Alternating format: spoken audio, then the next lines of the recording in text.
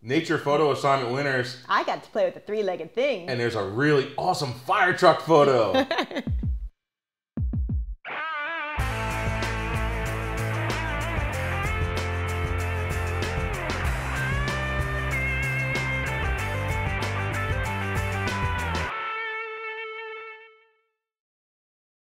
Hey everyone, welcome to Keep Shooting Monday number 72.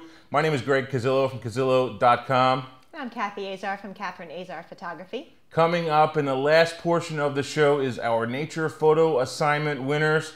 We picked, what was it, 5 or 6 winners. There were some really awesome entries. It was tough. Yeah, so we'll be requesting the high-res digital files and all that good stuff. So make sure that you get those to us right away, but just stick around for that.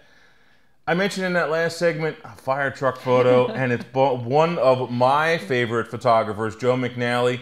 Joe is the king of lighting and the king of a lot of things. He really is an amazing photographer. He works with strobes so well, and it's all a matter of just picturing the shot in your mind. And it shows a little bit of his process in this post on his website, where he's gone from you know, he shows the final shot, but he also shows how he drew it out and how he wanted to do it. And also how they got completely thrown off because it just so happened that that day that they wanted to shoot on, the city decided that they wanted to pave that section of the road. So, isn't that classic for a location shoot? You think you have it perfect, whether it's the field of daisies that's beautiful that you take your client to and they just mowed the field or paving the asphalt. Yep. I love the hand-drawn little thing that he has here. Yes. And you can see the difference between the engine and the ladder. Well, maybe some people can tell the difference. Anyway, my favorite photo is obviously the one with the guys in it in their turnout gear, all that good stuff. So really cool photo. It says a postcard for the FDNY. Whether that's going to be actually turned into that, I don't know. But really awesome shoot and some it's cool really stuff. Informational too. Beyond where he put all the strobes, like lighting up the cab by putting things inside, which I wouldn't have thought of. Yep. Just kind of winging it. I mean, he talks about how you set things up and then you shoot it and you go, that didn't work. We need more light here, more light there. That applies to all of us, not just for shooting fire trucks. Yep, I would agree. So speaking of lessons, what's this composition thing? We liked this article on composition because it applies so closely to our contest winners and how we chose our contest winners. There are some photos that were very well exposed, they were very clear, but the composition just left something to be desired. So in DIY photography, there's an article on why composition is so important. And the author says that for me, the quintessential element is composition. If it fails, the entire image fails. And he says how he knows that people are going to take issue with that. If the exposure's wrong, then the whole image fails. But he's saying that I give you credit for being able to do this correctly. It's the composition. That should be the first thing that you really master is your exposure. Right. I would hope. You would hope. But composition is what tells the story. And that's what this article is about. But composition, or I'm sorry, exposure can also be used. Absolutely. In composition and it should also be a part of it, so the two of them really do go together. Exactly. And so for our contest winners today, the winners were ones that kind of take your breath away. The moment you see them, it draws you in, it makes you want to think, it makes you want to create a story in your mind. Keeps you looking. And keeps you looking, it makes you want to kind of figure out what was going on in the photo. So the whole article on that was excellent. Yep, definitely check that one out from DIY Photography. Another one here, again, another tutorial. It came out a couple of weeks ago that I had read it. It was over on popphoto.com. And they showed someone using a marble, basically a video. It was actually on Vimeo. Video on Vimeo, that's kind of a tongue twister thing. Using a marble to be able to see your catch lights. It kind of left me like saying, why? Why do we need to use a marble to figure out the light direction? You should be concentrating on it and looking at it. Why is it so important when the light really needs to be falling on the face? That's what matters, not the position of the catch light. And I disagree, because I did something not too long ago where I had after the fact, I was pulling up the images and looking carefully at the images, and I didn't like where the catch light was in the eye because it was distracting. It was more in the center of the eye. I just didn't like it at all. So had I been able to play with it a little bit, and maybe it was just that I wasn't paying as close of attention to it on the shoot as I should have been. Yep. But I think it's interesting. Well, it's also the best way to see the light direction, to see the light, what it's going to do. You could have what you think is the perfect light direction, but you could put a person in that spot that you're going to photograph, and the light could be completely wrong. It changes things, yeah. So just because it's at the right angle that you happen to like, doesn't mean it's going to be right for each individual person. And in fact, that actually brings me to another article now that I probably have to dig for it. Anyway, it talked about, and I'll link to this article. I don't remember where it was from. I'll have to find it. Basically, it talked about, it showed different lighting positions for different people, and they took a single light with a single person and then moved the light around to like 10 different spots or all these different positions, and it really showed you what the light does in each position, and it helps if you can't picture it to really be able to figure that out. And different people, the light reacts differently too. Yes. I did something recently, it wasn't completely glamour, but it was more of a fashion kind of shoot, and the light stayed in the same place. The people were in the same position, but you had different skin tones, different as the lighting changed in the room as the sun went down. I had to really readjust for each person. It was interesting. Yep. So cool stuff. Cool stuff. One not so cool thing, and I'm still saying that my debate is out there. I still want to get Tony on the show to debate his whole point. He came out with a video that I was not very happy about. Tony Northrup, that is. Basically, I have a couple problems with this. Basically, it's a response video to all of the people that replied to his video. The first thing that I didn't like, that bothered the heck out of me, is that he used this sketch guy to poke fun at the people that were commenting. And number one, at a fundamental level, that's not the right way to take it. And he's sitting there laughing the whole time, and that is just the wrong angle. Would you agree with that, Kathy, that it was just in poor taste that he did that? I wasn't crazy about it. Yeah, I just did not like it at all. He still didn't answer my question, which was, why are you comparing? Why aren't you just going out and shooting and creating the images that you want to create instead of, sitting there and comparing and making basically no sense to me as why you think that the average manufacturer should be telling you that it's only a 5.6 lens when physically it's actually a 2.8 lens, or it just everything about it just doesn't make sense. And the big thing to me was making fun, and it bothered me. So hopefully he's done making these videos and we won't see him anymore, and they'll go away. But I still want you to come in, Tony. Still want you on the show because I still want to debate. So I think I'll clear out of that one. I'll let you two go at it. Oh no, you're going to be in there. I'm so conflict averse. You're in there. Oh my gosh. I got news for you. You're in there. I'm stressed just sitting here. So a couple questions. One of them from Three-Legged Thing, and then another one about stacking in photography. What is the slowest shutter speed you can hold, no tripod, and get a sharp image? My answer is usually the standard 1/60th of a second, but apparently, according to Greg, if you're a stud like him, you can do it even slower. Well, there's some techniques that I also use to talk about that. By the way, this was a tweet that Three-Legged Thing sent out yesterday, and I replied to it, and I thought it would be an interesting segment to the show, interesting question. I have handheld down to a 1/4 second with a 200mm lens, or my 70-200 lens. That's impressive. It is, and it is difficult, and I'm going to give you the techniques and show you the techniques.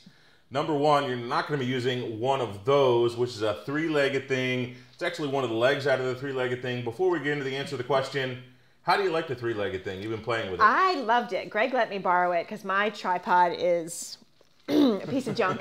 I got it before I started shooting professionally.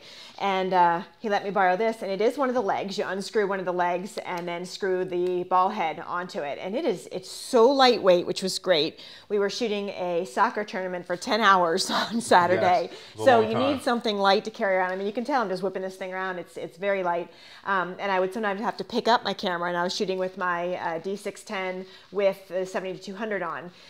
And what we did between games is shoot the sign that was the number of the field we were shooting on. So I could even just pick it up, shoot sideways, and still get a clear image even with this thing on it. It's fantastic. It opens up very easily, slides around. Which, a little easier to use than mine that I've messed up. My monopod that I've messed up on mine. Which makes me crazy every time I use it. So I think I need to replace it. I think you do.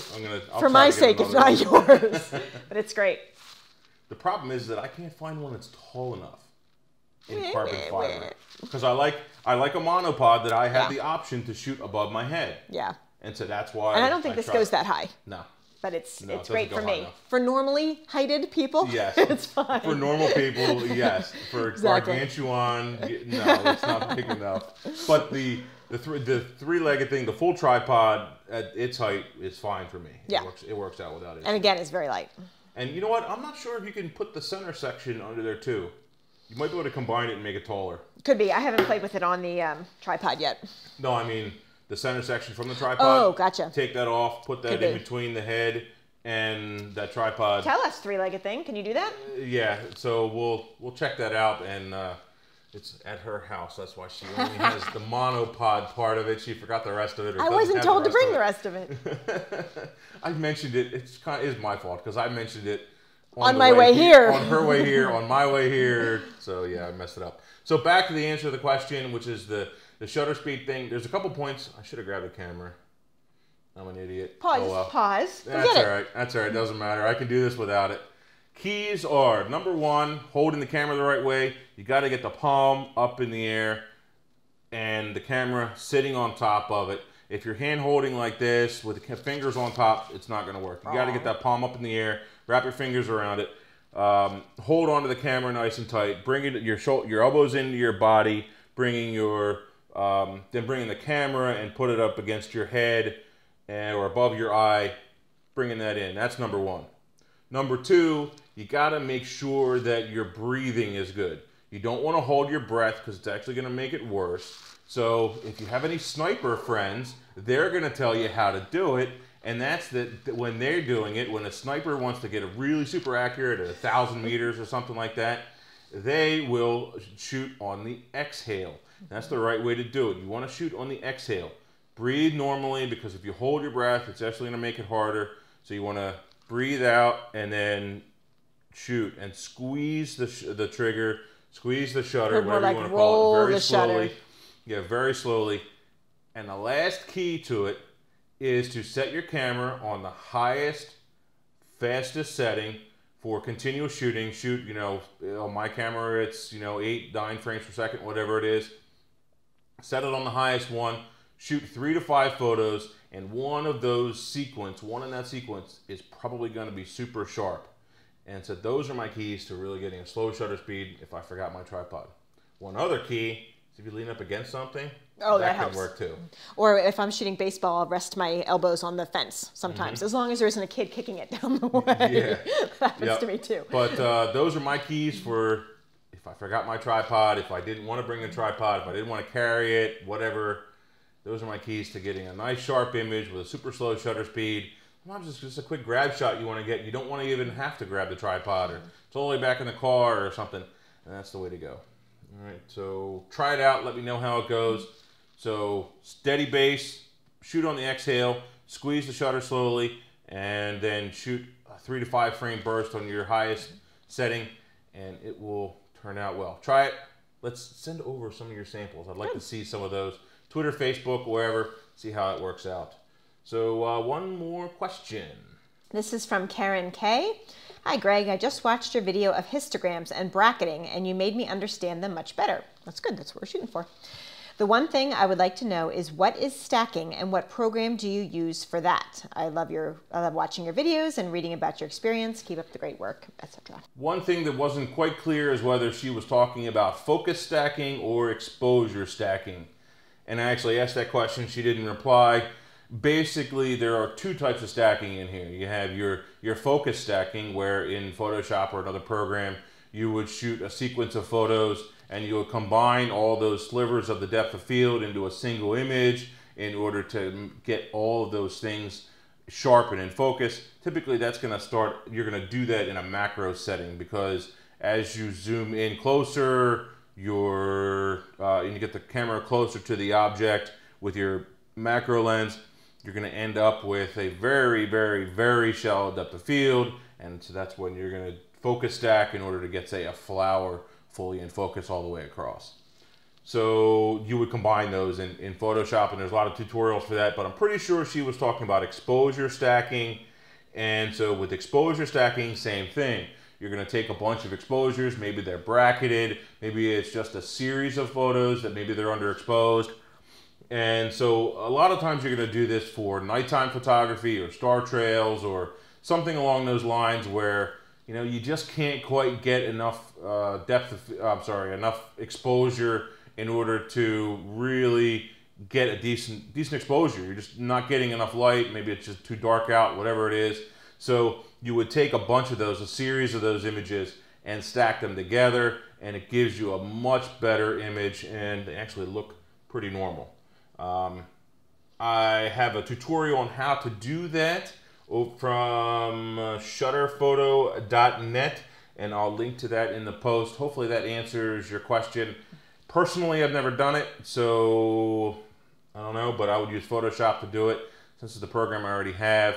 But there seem to be some tutorials in here on how to do it, and they talk about the stuff that you need, and it'll make it happen. So next up is our photo assignment winners. Our first Keep Shooting photo assignment, sponsored by Epson, is now over. We chose 5 people, 4 runner-ups and 1 winner. All the 4 runner-ups will get 11 by 14 prints printed by myself on the Epson 3880 printer, and the winner will get a 16 by 20 printed or so, 20-inch printer or something like that, because it'll go on the 17 by 22 paper, so whatever I can fit. However, compositionally it works the best is what we'll print. So you guys did nice work. There are a lot of fantastic photos on here. It was hard to choose. Yeah, I picked out like what was it, about 10 or so that we had to narrow it down and get rid of some. So some of you were very, very close. Yes, those last few that we had to get rid of were really hard. Like, we got to mention the dog. The dog one, I had to get rid of it. It was so cute, but unfortunately we didn't choose it as the top 5, but I'm still going to show it. Good. It's still a good photo. I loved it. If you ever want to get to me, put a dog photo on there. All over it. So one of these days we'll definitely do another assignment with some pets. I keep pushing for it. So we'll work on that when it's, maybe sometime this summer we'll do that. Anyway, number 5 is this image by Connor Casey. Love the photo, love the color. Kind of the high-key feeling I thought was really neat in this, and it really worked for me. I at first didn't know what it was. I thought it was a bouquet, like a wedding bouquet, and each of these little things was a set of flowers. Yep. But it's actually the center. It says the heart of a flower. I just wasn't thinking. And so the white coming out from the outside is actually the petals. Yeah, I didn't get that until just a couple seconds ago. Yeah. I think what really makes this image work is the cropping. Yes. Because if he'd have left it horizontal or vertical, I don't think it would have worked. But it is so much better to keep your eyes right in the middle of this image, and they just keep rotating around the image. I think it really works, and the cropping makes it a lot stronger. Nice job, Connor. The next one is actually a series of pictures, but we chose the middle picture of a model with flowers on her head, roses. From Eric. From Eric, sorry about that. Baloo. Beautiful. I hope we're saying that right. Beautiful separation of background and foreground, beautifully lit, tack sharp. The combination of flowers is gorgeous. Not over edited. Nope. I mean, her skin is very nice and soft, and it looks really good. Probably flash lit. I'm pretty sure it looks like there's flash on it, but it's not over edited. It's not too much. It's just enough. You know, her eyes kind of jump off the page just enough. Although she is just a hair off center. It is a hair. If you want to be picky, she's a hair off center. And you said you weren't crazy about the hand. I typically am not crazy about the whole hand on the face thing that's so in vogue right now with photography. It makes me nuts. I like a natural. Would you naturally stand here like this? No, but she looks almost, to me, the hand doesn't bother me in this picture because she looks sort of like she's sweeping her hair off of her face, and it's more of a natural pose in this whole thing that people That works for me more in a journalistic sense. Okay. If she wasn't looking at the camera, that's when that works for me. If they're looking at the camera, it doesn't work, but still choose this as number 4. Moving on to number 3 from Stephen Santamore. Love this photo of, I don't know what kind of a bird it is. I wanted to say blue heron, but it's not a blue heron because it's white, and I can't remember what the other name of that bird is, but I know it. Unless you just edited it that way. That's true. Anyway, love the black and white composition. Absolutely. The vertical lines really make this image. Composition isn't always about just what you're, kind of like the composition thing we talked about earlier. It's the stuff that you leave in or the stuff that you get rid of. They both make a difference. And he left a lot of that foreground and background in, had a good feeling. Perfect depth of field. Yeah, the depth of field is right. Even though the bird is in the center of the frame vertically, he's still off to the left side, which is good. Looking into the right side of the frame, that works. Keep you looking around, and the vertical lines of the sticks and all, or whatever that is. And I don't know that I would have liked it as much in color. I just think in black and white, it really takes your breath away. Yep, really cool image. And it's called, he named it Waiting, which I like too. Yep, good name, good name. Our next one, this is another one that's beautiful depth of field, called Stamen. It's the name of the photo. He's called Stamen by, quite frankly, BB Francis. It's another, the color is perfect. Depth of field is beautiful. It's another one that took our breath away. You don't always need to have a super high amount of contrast in order to make a wonderful photo and to make it work. This one, I think, is the right one. In looking at it, it might need to be a little bit lighter when I print it, but that's only on this screen. Obviously, that could be a little bit different when it's actually on a different paper. So I might print it just a little bit on the lighter side to make it a hair more dreamy kind of a feel, because that exposure does make a difference when you're printing or showing a final image. So last one. The Greaseman. The Greaseman 1. He is our number 1 photo. I'm going to print a 16 by 20 or a 20-inch print of this. He calls it Serenity. And you got your wish. You got a dog and a person in the photo, and it works. But he took the concept of the competition very seriously. Yes. In that it's majority nature. There are some extra elements that I like in it. So he gave Greg the bulk of what he wanted, and he gave me what I wanted. And it reminds me of a lot of my family vacations. We used to vacation in Maine and up in the mountains a lot. And so to me, when it calls this Serenity, that's exactly what it did for me. As soon as I saw it, I was like, oh, I want to be there. Just the right depth of field. I like the exposure. It's not oversaturated. This would be one of those images that you could very easily oversaturate and mess up the sky. Overall, I think it's an excellent image. It's funny. I'm sitting here and I'm looking at the photo, and it doesn't quite fill my screen. It's a vertical image, and and you just keeps you looking up and down. That's what I'm doing too. I'm scrolling up and down, up and down. It really works, and I can't wait to see this one printed nice and big, and I'll send them out. So you guys send over those digital images. I will be in contact through the forum or in an email. So thank you again from Epson. All of these 5 images will be printed on either the cold press bright or maybe on the luster photo, depending upon photo paper, depending upon how I feel and what I think it's going to look like. And so you're gonna get one of those printed on the 3880. Thank you very much, Epson, for sponsoring it. And probably next week we're going to announce the new assignment. So keep in, be ready for that. I don't know. We've talked about a couple things. Kathy really wants to do the pet thing. But I think we're going to hold off the pet thing for something special that I want to do in a couple months. So we'll come up with something good. Yeah, we'll find something. So I think that is it. So thanks, guys. Keep shooting. See you.